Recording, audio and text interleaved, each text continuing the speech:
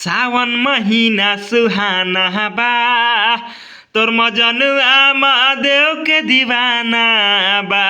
और सावन महीना सुहाना बा, तोर मजनुआ महादेव के दीवाना बा।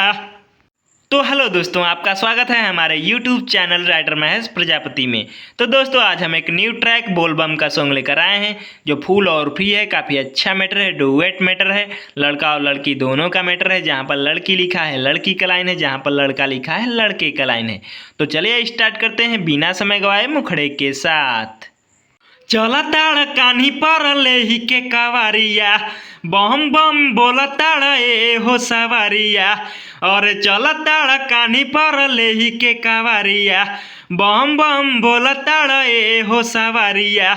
भोला के जानत जमाना बा, और सुन सावन महीना सुहाना बा, तोर मजनुआ महादेव के दीवाना बा। और सावन महीना सुहाना बा, तोर मजनुआ महादेव के दीवाना बा। अंतरा फर्स्ट सजाई के कावर माथे बान्ही के पगरिया, जाताड़ बाबा धामे देव घर नगरिया। और सजाई के कावर माथे बान्ही के पगरिया, जाताड़ बाबा धामे देव घर नगरिया। बाबा धामे जाए के कोई नी तैयारी, जल ढारे के बाटे पहिला समारी।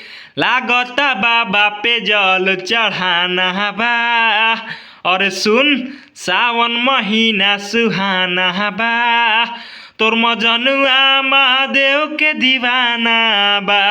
और सावन महीना सुहाना बा, तोर मजनुआ महादेव के दीवाना बा। दोस्तों, सेकेंड और लास्ट अंतरे के लिए हमसे संपर्क करें। हमारा नंबर चैनल के डिस्क्रिप्शन बॉक्स में दिया हुआ है। तो दोस्तों, इसी तरह का फुल और फ्री सॉन्ग पाने के लिए हमारे चैनल को सब्सक्राइब करें और वीडियो को लाइक करें, शेयर करें और कमेंट करें। तो चलिए मिलते हैं किसी नेक्स्ट वीडियो में किसी नए ट्रैक के साथ। तब तक के लिए बाय।